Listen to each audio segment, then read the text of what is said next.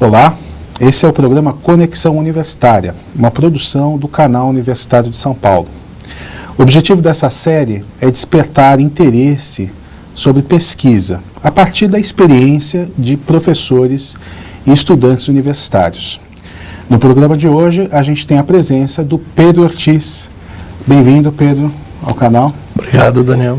O Pedro Ortiz é professor da Fundação Casper Libero, do curso de jornalismo, mas é formado, fez a graduação em jornalismo na ECA, Escola de Comunicações e Artes da USP, e pós-graduação, mestrado e doutorado no programa ProLan, também da USP, né?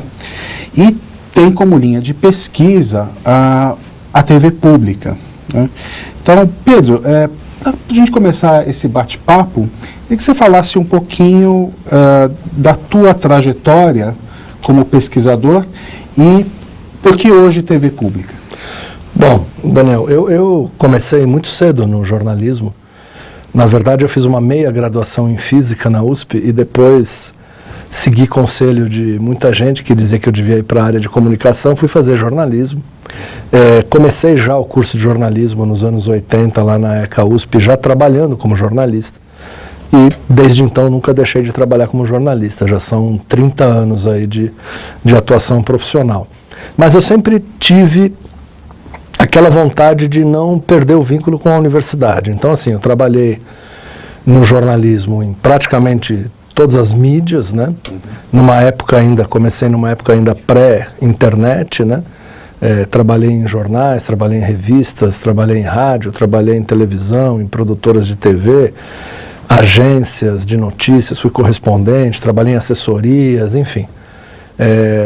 Mas eu nunca deixei, né, de ter o vínculo com a universidade. Eu acho que é muito importante a gente fazer essa ponte sempre entre a reflexão, o pensamento teórico e a prática. Eu acho que uma coisa sempre alimenta, sempre irriga a outra. Então eu voltei depois para a universidade, depois de alguns anos já de formado, fiz o meu mestrado. Na época eu fiz num programa que era muito novo na USP, um programa Interunidades, que abrange várias áreas do conhecimento, que é o Programa de Integração da América Latina, o ProLan. Eu fiz na área de comunicação e cultura, ele tem 3 grandes áreas de pesquisa. Eu fiz o meu mestrado e nunca parei de trabalhar. E aí depois, né, eu resolvi voltar mais uma vez para a universidade, já um pouco depois, para fazer o doutorado, né? Então eu fiz também o doutorado nessa mesma área de América Latina, de comunicação e cultura, porque eu tive aí uma experiência de 10 anos praticamente como correspondente de uma agência de notícias da Argentina, fazendo produções especiais aqui no Brasil e em vários países da América Latina, para vários veículos. A gente prestava serviços de reportagens, produzindo reportagens especiais, entrevistas exclusivas, coberturas especiais, cobrir vários processos eleitorais na América Latina, aquele ciclo de redemocratização da América Latina, conferências internacionais, as conferências da ONU sobre o meio ambiente, enfim. Então, por eu ter essa vinculação forte, né, com temáticas de América Latina, eu resolvi fazer a minha pós-graduação nessa área, que é uma área de estudos latino-americanos que tem em grandes universidades aí ao redor do mundo, e a USP, no caso aqui do Brasil, foi pioneira nessa área de estudos interdisciplinares, multidisciplinares, voltados para a América Latina. Então, para mim, sempre foi importante não deixar de ter a atividade profissional, que eu acho que ela é fundamental, porque a gente está no dia a dia, na prática, e está vivendo as mudanças, as transformações que a mídia, que a profissão tem. Mas também eu acho que é importante ter esse espaço de reflexão, de produção teórica, de pesquisa. Uma coisa, como eu falei, alimenta a outra. E para a minha trajetória profissional e como docente, como pesquisador, eu acho que isso sempre foi muito prazeroso, sempre foi muito importante estar com um pé na atividade profissional e um pé na docência, na pesquisa, coordenando projetos de pesquisa, orientando alunos, dialogando com outros pesquisadores, enfim. Então, eu acho que uma coisa completa a outra, né? A gente teve aqui a presença do professor Norval, que disse que a pesquisa é o alimento da aula, né? E da alma também, né? Então, é importante para o professor ter essa relação íntima, né, com a pesquisa. Mas você estava falando a respeito da atuação profissional. E você, como profissional, é diretor da TV USP, né, já há muitos anos, é diretor do canal universitário aqui, né, que é onde nós estamos hoje, e também é vice-presidente da ABTU, né. Foi por meio desse caminho que você se interessou pela linha de pesquisa em TV pública? Contribuiu, sem dúvida, né? Porque quando eu retornei à universidade, há 12 anos, para fazer o meu doutorado, coincidiu com a minha entrada para dirigir a TV USP. E aí, claro, o meu contato com o canal universitário, né, onde a gente vem desenvolvendo já um trabalho há bastante tempo. É um trabalho interessante porque a gente compartilha, né, a gestão do canal, são várias universidades. E aí, claro, sem dúvida, surgiu a partir desse contato, né, com TV educativa, com TV universitária, surgiu esse meu interesse pelo campo das TVs públicas. Antes eu não tinha tido nenhum, assim, minha atuação profissional antes tinha sido sempre na mídia comercial, mídia comercial tradicional, mídia alternativa, possibilidades aí várias, em várias mídias, mas nunca tinha sido em mídia pública, né, que eu acho que é essencial. E para mim, então, foi uma experiência interessante. Então, a partir da vinda para dirigir a TV USP e aí participar do canal universitário, depois, como uma consequência natural, a participação na ABTU, Associação Brasileira de Televisão Universitária, aí que surgiu esse meu interesse maior por, além de atuar profissionalmente no campo, né, das TVs públicas, o interesse por estudar, por conhecer um pouco mais esse campo, que é muito grande, é muito abrangente, que no Brasil está se construindo ou se reconstruindo. E aí, então, eu identifiquei aí que seria, vamos dizer, um campo de pesquisa também muito interessante. E daí que veio, então, sem dúvida, o fato de eu ter assumido, né, a direção da TV USP, depois a participação no canal e na BTU, sem dúvida, isso foi o que me influenciou muito para também escolher como uma área de pesquisa o campo da comunicação pública e particularmente das TVs públicas. E hoje, Pedro, a TV pública brasileira hoje, como é que está para um pesquisador hoje que queira se debruçar sobre esse objeto de pesquisa? Está fácil? Não está? Como é que você avalia a TV pública hoje como um objeto de pesquisa?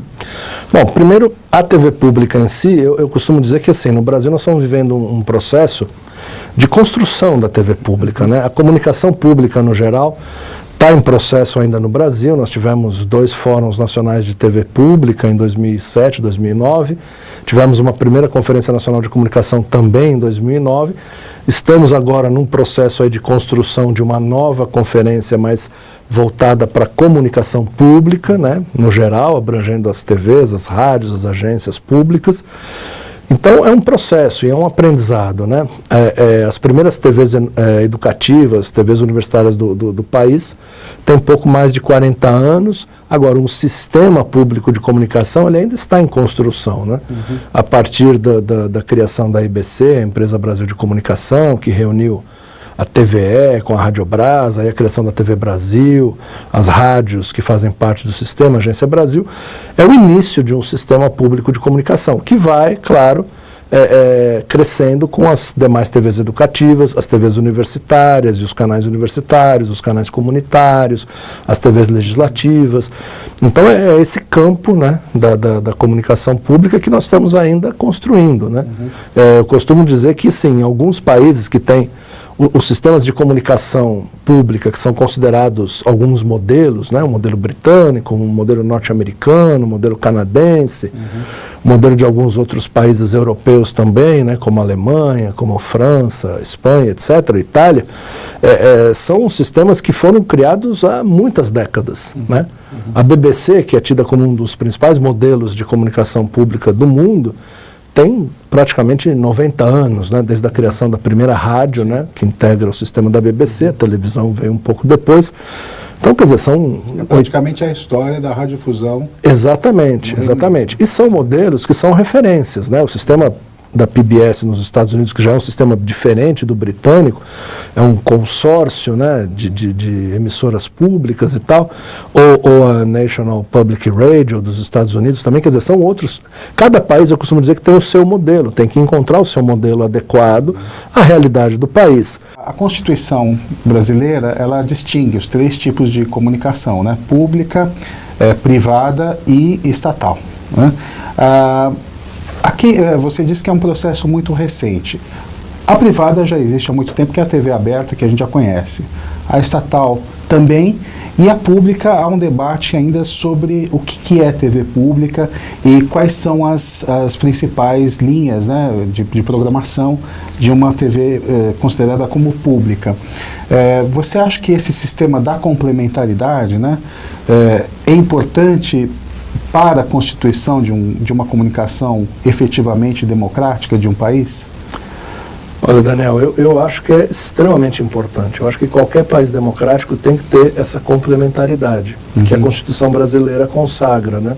Os artigos 220 a 223, que falam do sistema de comunicação, e principalmente do sistema de radiodifusão, define essa necessidade da complementaridade, né? O artigo 223, um sistema comercial, privado, mediante concessões do Estado brasileiro, às empresas privadas nessa área, né? E um sistema público que se subdivide em estatal e não estatal. O estatal, nós já temos, né? Como você disse, as primeiras TVs estatais foram criadas no final dos anos 60, a partir daquele decreto da TV educativa. A TV comercial existe desde 1950, com a TV Tupi, né, dos Diários Associados, do Assis Chateaubriand, né, que foi uma das TVs pioneiras, né, da América Latina. Só que o sistema de TV pública ele é mais recente. Dentro desse grande conjunto, né, de TVs públicas, nós temos aquelas que são TVs estatais, né, eu considero a TV do Poder Judiciário, as TVs do Poder Legislativo nos níveis municipal, estadual e federal, né, TV Câmara, TV Senado, as TVs das Assembleias Legislativas, das câmaras municipais, são TVs estatais porque são vinculadas a poderes, né, do Estado, né, Poder Legislativo, no caso, Poder Judiciário, e o próprio Poder Executivo tem também os seus canais de TV, a NBR, enfim. E todos os países democráticos têm as suas TVs comerciais, têm as suas TVs estatais, têm também as suas TVs públicas, né? Nos Estados Unidos a TV começou de forma comercial, o sistema público é posterior. No Brasil é parecido. Na Europa já foi diferente, ele começou como estatal, depois ele passou para público, e os canais privados foram criados depois, tanto na Inglaterra quanto na França, na Itália, na Espanha, na Alemanha, os principais países europeus. Então cada país, né, cada nação vai encontrando o seu modelo. Agora, é fundamental, né, o Jesus Martín Barbeiro, que é um grande teórico, um grande pensador latino-americano, há alguns anos disse isso. É muito importante, né, para as democracias latino-americanas, que passamos aí por ciclos autoritários, etc. e tal, muitas turbulências até hoje, é muito importante para as nações latino-americanas terem os seus sistemas públicos de comunicação. Não deixarem de ter os seus sistemas privados, obviamente, mediante concessões públicas dos estados nacionais, mas terem também os seus sistemas públicos, né? A sociedade precisa ter esse espaço, esse canal. E o público ele vai se diferenciar do estatal justamente aí, né? A forma de gestão, a maior participação da sociedade, conselhos de participação, uma transparência, né, na utilização dos recursos, várias fontes de financiamento, não só do Estado, uma democratização, né, da gestão, das grades de programação. Nós estamos caminhando, né, para isso. Como eu falei, é um caminho longo, né? Esse sistema público de televisão que está começando a se formar no Brasil, a partir da criação da EBC, que é uma das empresas, e o sistema é maior, porque tem as TVs educativas, as TVs universitárias, as TVs comunitárias e as legislativas, ele é uma coisa de poucos anos, né? É muito recente ainda. Agora, a gente precisa ir aperfeiçoando também, né? Não quer dizer que a gente precise levar 40, 50 anos para construir um verdadeiro sistema de televisão, de comunicação pública.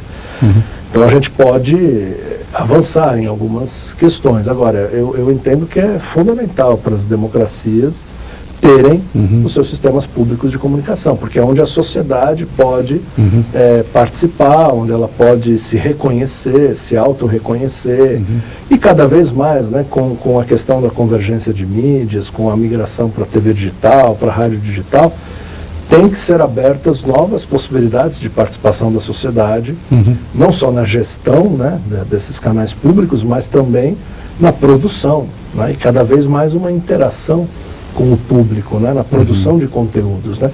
E hoje a gente tem plataformas aí de TV digital, as outras plataformas digitais, a produção multiplataforma que vai combinando todos os recursos da web, das redes sociais com a produção audiovisual. Cada vez mais é importante, as pessoas querem participar cada vez mais. Elas precisam de canais de expressão, precisam, né, de canais de diálogo. Então isso eu acho que é uma evolução natural. Ela não é fácil, precisa também haver regulamentação para isso, legislação específica, fontes de financiamento, ou seja, uma série de um arcabouço aí jurídico, né, legal, financeiro, de gestão, etc., mas é algo que é necessário. Pedro, quando você fala em participação das pessoas, hoje as pessoas participam basicamente como índices de audiência, né, das grandes redes, ou como assinantes de algum pacote de programação e tudo mais. Essa participação que você está se referindo, ela não seria feita dessa forma, né? Como é que seria a participação do público numa TV pública? Olha, canais de participação existem muitos, né? Eu sempre costumo dizer que o rádio é o meio interativo por excelência, porque mesmo antes da internet, mesmo antes da telefonia móvel, os ouvintes de rádio já participavam dos programas por telefone, ou indo, né, a emissora, participando dos programas de auditório e tal. Então, o rádio sempre foi interativo. A televisão já tem uma estrutura de produção, pelo menos a TV aberta, um pouco mais verticalizada. Agora, com a TV digital, que ainda está, né, em processo de implantação no Brasil, ainda tem muita coisa para ser implementada, principalmente no campo da interatividade, é uma plataforma que permite que haja uma participação direta, né? O espectador não vai ficar mais apenas recebendo aquela programação, mas ele vai poder montar a sua grade de programação, escolher os programas, rompe com essa estrutura de grade verticalizada, inclusive rompe com a lógica de programação de algumas emissoras. Ele vai poder fazer sua própria programação, gravar, ter acesso a essa programação não só através do aparelho de TV, nos dispositivos móveis, etc., e também vai poder participar com a produção de conteúdo ou interagir com essa produção, né? Algumas TVs, elas estão, por exemplo, partindo para soluções de aplicativos, né, da chamada segunda tela, né, second screen. Emissoras comerciais, algumas emissoras públicas, como a própria TV Cultura aqui em São Paulo, já estão desenvolvendo aplicativos, porque também cada vez mais as pessoas estão assistindo televisão fora do espaço da janela do aparelho de televisão, né, o que a gente chamava antes do televisor, né? Elas estão assistindo produção audiovisual. Inclusive fora de casa, né? Fora não mais de casa. Vão para casa para assistir televisão, mas assistir televisão em qualquer lugar. Fora, isso é uma tendência, isso é irreversível, cada vez mais. Os jovens, por exemplo, são os que mais assistem produção audiovisual televisiva fora da televisão, né? Em outras plataformas. Então, essas pessoas também têm possibilidade de influir, de participar.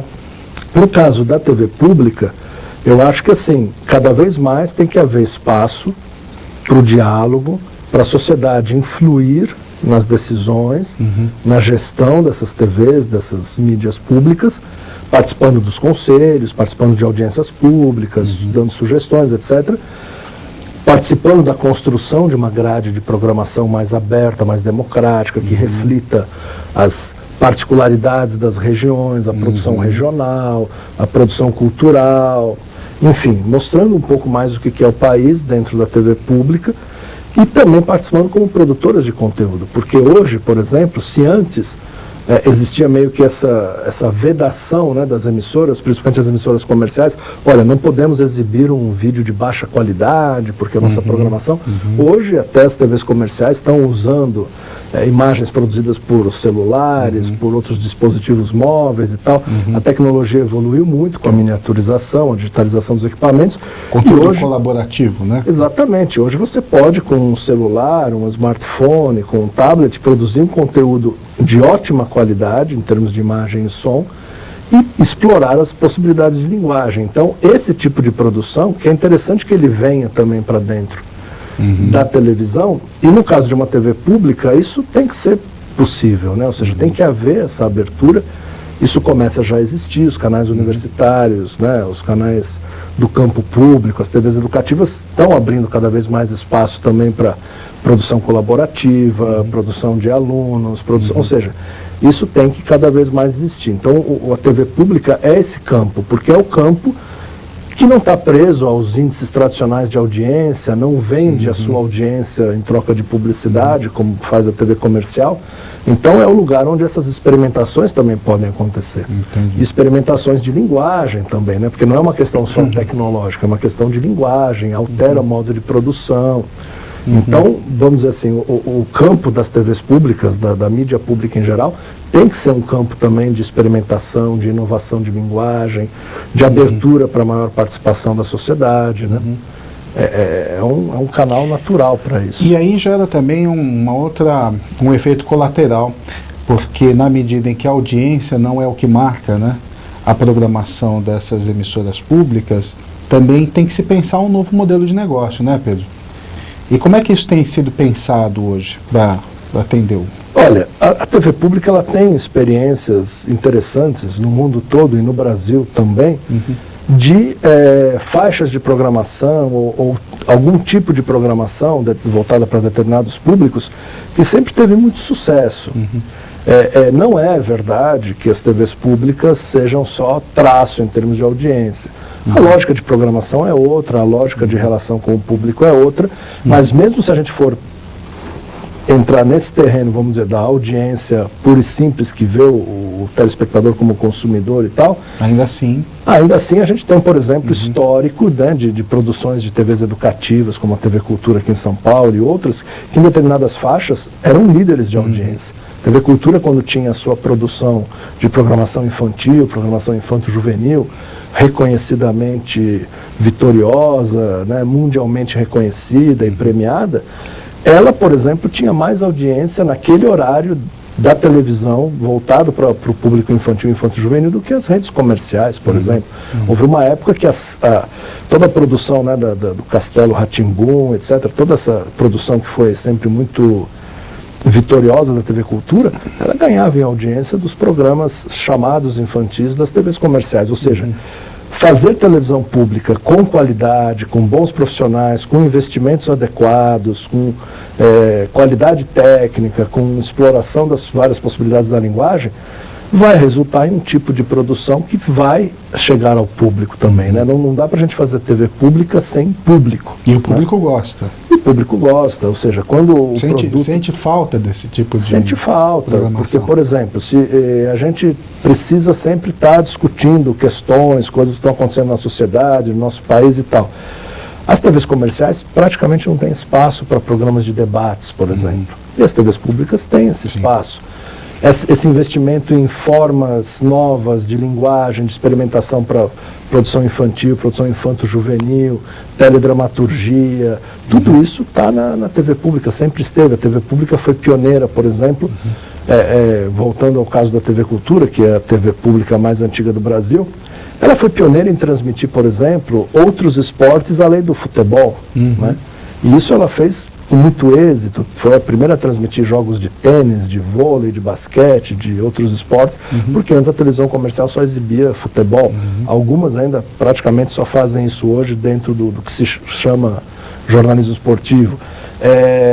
O investimento nesses programas de debates, o investimento em produção e exibição de documentários, ou seja, uma série de nichos, né, de faixas de programação que as TVs comerciais, no geral, não exploram, porque tem lá outros interesses, outras lógicas de produção, e que a TV pública pode fazer isso, né? Entendi.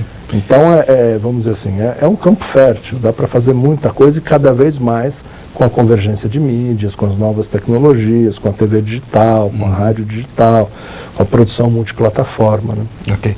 Pedro, para encerrar, eu queria que você desse um exemplo de um caso bem sucedido na América Latina. Escolhesse um país que tem uma TV pública, que já tem um projeto consolidado e contasse um pouquinho da experiência, você que tem uma experiência grande também na América Latina. Eu conheço algumas experiências muito interessantes no Chile, né, a Televisão Nacional do Chile, que mudou, né, de um modelo de TV estatal durante a ditadura militar para um modelo de TV pública, que é um modelo muito particular no caso chileno, porque a TV Nacional do Chile é uma TV pública, está lá nos seus estatutos, a sua composição, a sua gestão, mas é uma TV que tem que captar recursos no mercado. Então é um modelo meio híbrido, é um caso muito particular.